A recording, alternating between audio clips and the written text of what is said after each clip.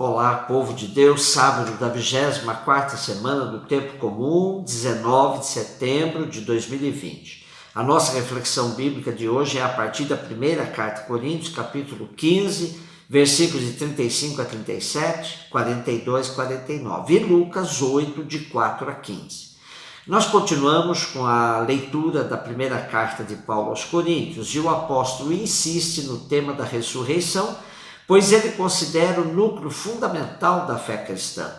Sobre a ressurreição, Paulo vai se servir de comparações com as sementes, com Adão e Cristo, com o corpo mortal, o corpo espiritual, e em todo caso é sempre um terreno perigoso, essa forma de dizer, pois pode-se cair em considerações dicotômicas, uma perspectiva platônica, por exemplo. Mas a gritante diferença entre a semente e a planta já desenvolvida vai servir para Paulo comparar o corpo corruptível que desce à terra, mas que ressuscita para a vida eterna.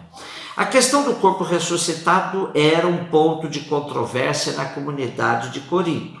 Paulo chama esse debate de conversa de insensatos, pois para ele basta ver o efeito da semente na terra, que uma vez semeada precisa passar pelo processo da morte para ressurgir com nova vida. É semeado um grão e não a planta inteira, diz ele. E, no entanto, esse grão semeado na terra morre e faz ressurgir uma planta forte e robusta. Então, diz Paulo, assim também é a ressurreição dos mortos.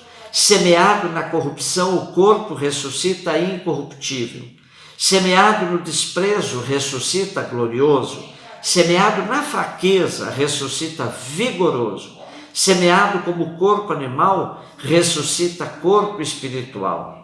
Se há um corpo animal, também há um espiritual, afirma o apóstolo. Comparado com a semente, Paulo se refere ao corpo humano como que semeado na terra. O corpo animal é semeado e brotará o corpo espiritual. E isso se torna uma motivação para a vida cristã. Pois, se o que vemos são somente as feições do corpo terreno, precisamos na vida fazer emergir as feições celestiais. Recordando Gênesis, Paulo compara Adão com Cristo, afirmando que Adão veio da terra, como a própria palavra indica, Adão. Mas Cristo veio do céu, e são as feições de Cristo que precisamos testemunhar durante nossa vida mortal.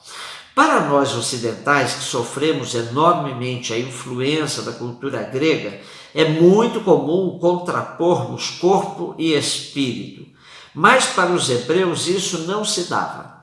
Por isso, Paulo fala em corpo espiritual, pois para ele o que se contrapõe ao espírito é a carne e não o corpo. Carne é a tendência humana para o pecado e espírito é a tendência humana para o bem, para a total abertura a Deus. O corpo pode sofrer as duas tendências, a da carne, fechamento ao Deus da vida, numa vida de pecado, ou o espírito, uma vida organizada para o bem, para um relacionamento pleno com Deus, com os outros e com o cosmos. Quando o corpo ressuscita, não é para a vida biológica, e sim para a vida eterna, não mais ameaçada pela morte. Desta forma, o cristão encara a morte de maneira serena e alegre, pois desde que Cristo ressuscitou, não há mais segunda morte. A primeira se transformou em passagem para a glorificação do Pai. E Lucas 8, de 4 a 15, no Evangelho temos o tema da semente, tratado por Jesus em parábola para uma grande multidão que havia se reunido, pessoas vindas de diversas cidades para ouvir Jesus. E Jesus lhes fala em parábola, diversificando os terrenos em que as sementes que um semeador atirou a esmo, essas sementes caíam. Dá-nos a impressão de que o semeador não entendia bem de semeadura, pois distraído atirou semente em diversos espaços. Porém, não é nada disso. O semeador é Jesus. E ele nos indica que a semente da palavra deve ser semeada até onde não se espera nada, nenhum fruto. Jesus era assim, não desistia de ninguém. Da parte dele a semeadura acontecia, mas poderia acontecer rejeição, empolgação momentânea sem aprofundamento, poderia ainda ser sufocada pela doutrina dos fariseus, por exemplo, mas o semeador não desiste, pois uma parte da semente palavra encontrará terreno propício e dará frutos. Para a multidão, Jesus fala em parábolas, mesmo sabendo que não entenderão do que se trata. Para os discípulos, os já iniciados no caminho do reino, há uma explicação mais detalhada. Alguns exegetas comentam que a primeira parte é própria de Jesus e a segunda, ou seja, a explicação alegórica, é mais tardia, é da comunidade, como se fosse leitura e homilia. Sendo assim, o que é original de Jesus terminaria com a frase: quem tem ouvidos para ouvir, ouça. Os próprios discípulos ficaram sem entender o que Jesus de fato queria dizer e lhe pedem explicação do significado da parábola. E antes de tudo, volta-se a uma referência do profeta Isaías que esclarece que não é má vontade do pregador, do profeta, que fala uma linguagem que a multidão não entende. Não, não é nada disso. É consequência da própria multidão que já se fechou, endureceu-se e por isso não compreende, pois não conhece os mistérios do reino. A explicação é uma alegoria, onde a semente é comparada com a palavra de Deus. E daí vem cada situação detalhada. Os que estão à beira do caminho são aqueles que ouvem, mas depois vem o demônio e lhes tira a palavra do coração para que não creiam nem se salvem. Aqueles que a recebem em solo pedregoso são os ouvintes da palavra de Deus que acolhem com alegria, mas não têm raiz, porque creem até certo tempo e na hora da provação a abandonam. Há que caiu entre espinhos, estes são os que ouvem a palavra, mas prosseguindo o caminho são sufocados pelos cuidados, riquezas, prazeres da vida, e assim os seus frutos não amadurecem. A que caiu na terra boa são os que ouvem a palavra com o coração reto e bom, retém-na e dão fruto pela perseverança. Portanto, a evangelização não seria algo mágico, que em todos os lugares a palavra seria bem aceita e frutificaria. Jesus deixa claro que não é assim. Haverá muito desperdício de sementes, pois nem todo mundo está disposto a acolher e dar fruto.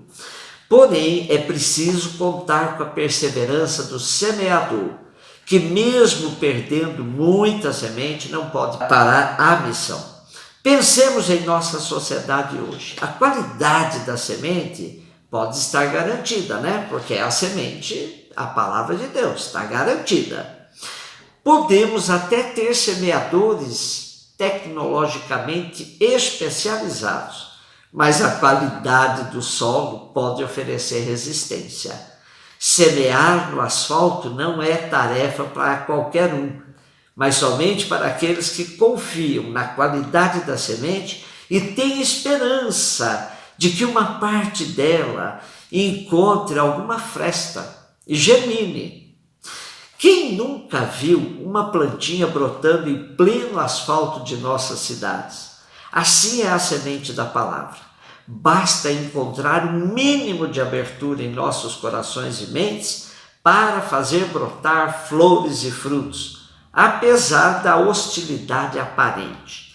A parábola do semeador é um convite à perseverança. Não importam as sementes perdidas, temos que focar naquelas que germinam e dão frutos.